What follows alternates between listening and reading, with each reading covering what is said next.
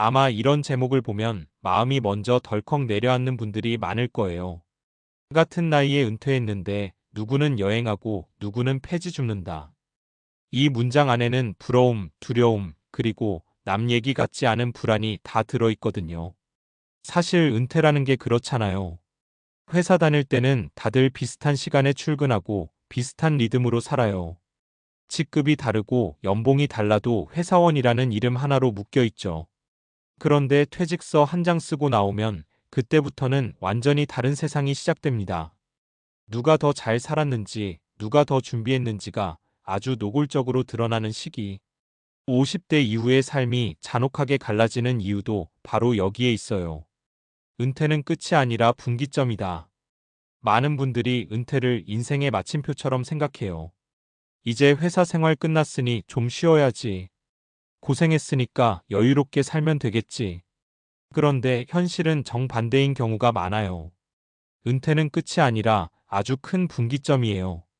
준비한 사람과 준비하지 못한 사람이 완전히 다른 길로 갈라지는 출발선이죠. 문제는 그 차이가 하루아침에 생긴 게 아니라 30대, 40대, 심지어 20대부터 쌓여왔다는 거예요. 은퇴 후 삶을 결정하는 요소는 크게 네 가지 정도로 나눌 수 있어요. 첫째, 돈. 둘째, 일 또는 역할. 셋째, 관계. 넷째, 삶의 태도와 습관. 이 중에서 하나만 무너져도 노후는 굉장히 불안해집니다. 특히 돈만 있으면 되지 혹은 몸만 건강하면 괜찮다는 생각이 가장 위험해요. 실제 사례들을 보면 더 확실히 느껴질 거예요. 사례 1. 같은 55세 퇴직 한 사람은 세계 일주, 한 사람은 편의점 알바. 씨와 B씨는 같은 회사에서 일했고 같은 해에 55세로 명예퇴직을 했어요. 겉으로 보면 조건도 비슷했죠. 그런데 5년 뒤 두 사람의 모습은 완전히 달랐습니다. 씨는 지금도 1년에 2번은 해외여행을 다녀요. 세계 일주까지는 아니어도 동남아 한 달 살기, 유럽 배낭여행 같은 걸 즐깁니다. 반면 B씨는 새벽 편의점 알바를 하면서 생활비를 벌고 있어요.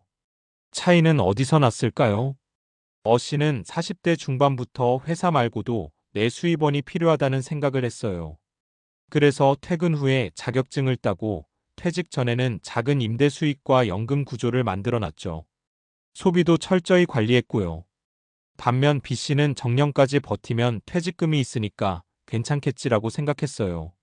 아이들 학비, 집 대출, 체면, 유지에 돈이 계속 빠져나갔고 퇴직금은 생각보다 빨리 줄어들었습니다.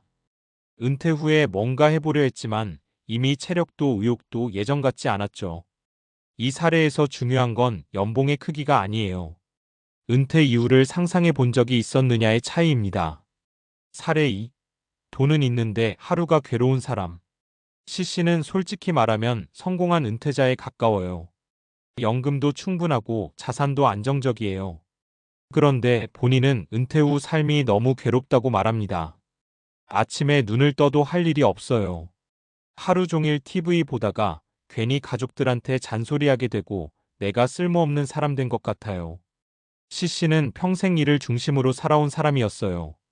회사에서의 직함, 결정권, 인정받는 위치가 곧 자기 존재감이었죠. 그런데 은퇴와 동시에 그게 싹 사라진 겁니다. 돈은 준비했지만 은퇴 후의 역할은 준비하지 못한 거예요. 요즘 노후 빈곤 못지않게 심각한 게 노후 공허감이에요. 할 일 없는 하루가 몇 년, 몇십 년 이어진다고 생각해 보세요. 돈이 있어도 삶이 무너질 수 있습니다. 사례 3. 돈은 많지 않지만 표정이 밝은 사람. 반대로 D씨는 자산이 아주 많지는 않아요.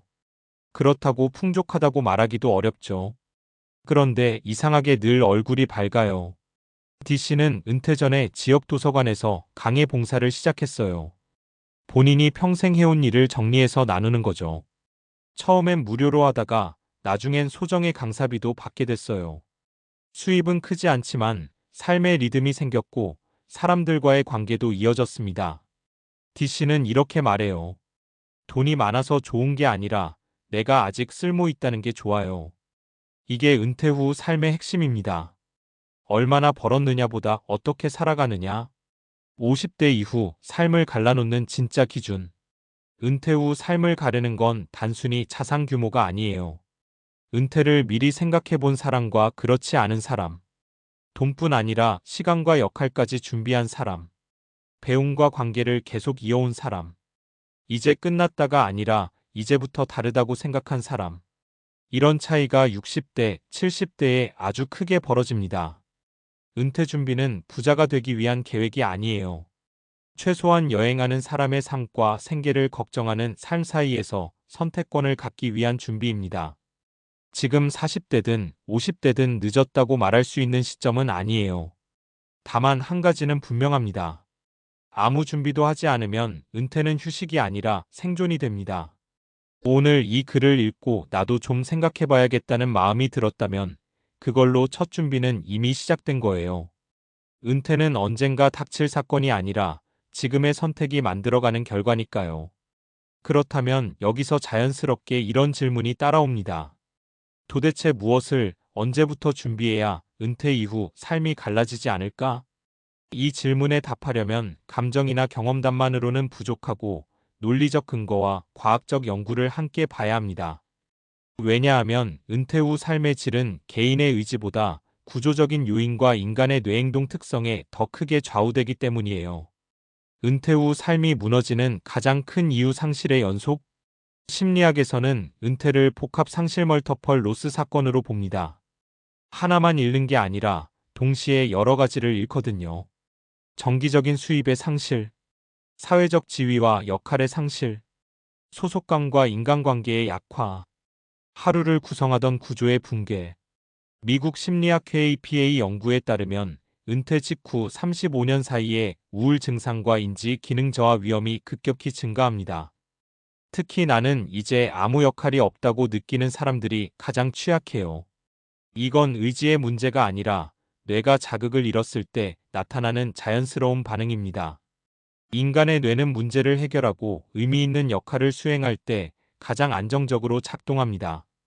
회사에서 받던 업무 스트레스가 사라지면 편할 것 같지만 동시에 뇌를 자극하던 요소도 함께 사라지는 거죠. 그래서 아무 준비 없이 은퇴한 사람일수록 무기력, 짜증, 과도한 소비, 건강 악화로 이어질 확률이 높습니다. 돈보다 더 중요한 건 소득의 지속성. 경제학적으로 봐도 은퇴 준비에서 핵심은 자산의 크기가 아니라 소득의 구조입니다. 노후 파산 위험을 분석한 여러 연구에서 공통적으로 나오는 결론이 있어요. 은퇴 후에도 소액이라도 지속적인 소득원이 있는 사람이 그렇지 않은 사람보다 삶의 만족도가 훨씬 높다. 이건 단순히 돈 때문이 아닙니다.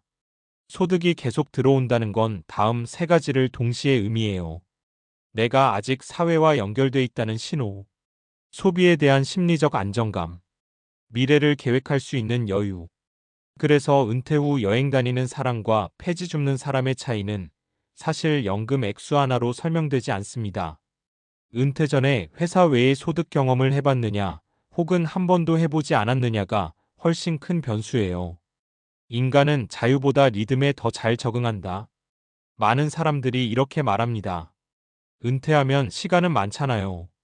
그런데 뇌과학적으로 보면 인간은 무한한 자유 시간에 가장 취약한 존재입니다. 하버드 의대의 노화 연구에 따르면 하루 일과가 불규칙한 노년층은 그렇지 않은 사람보다 인지 저하 속도가 최대 2배 빠릅니다. 왜 그럴까요?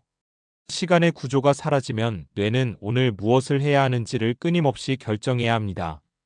이 결정 피로디시전 퍼티그가 누적되면 결국 아무것도 하지 않게 돼요. 그래서 은퇴 후 하루가 왜 이렇게 빨리 가는지 모르겠다는 말이 나옵니다. 실제로는 아무것도 안 했기 때문에 기억에 남는 게 없는 거죠.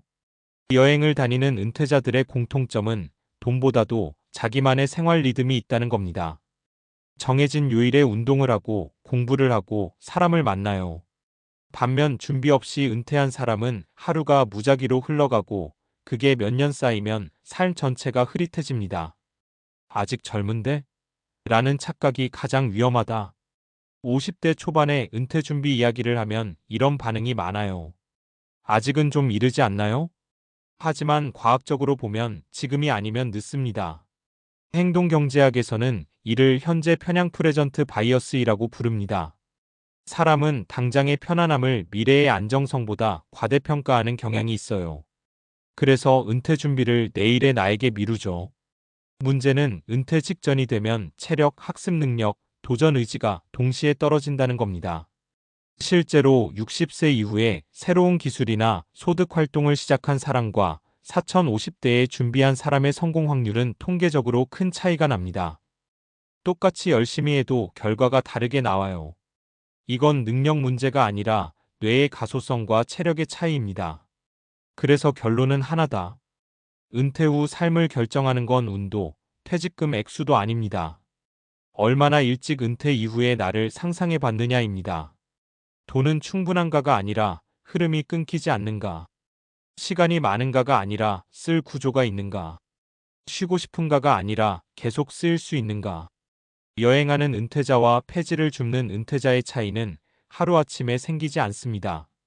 그 차이는 이미 지금 이 순간에도 조용히 벌어지고 있어요. 그리고 이 글을 여기까지 읽고 있다는 것 자체가 당신은 이미 아무 생각 없이 은퇴를 맞이할 사람은 아니라는 증거입니다. 이제 남은 건 생각을 행동으로 조금씩 옮기는 일뿐이에요.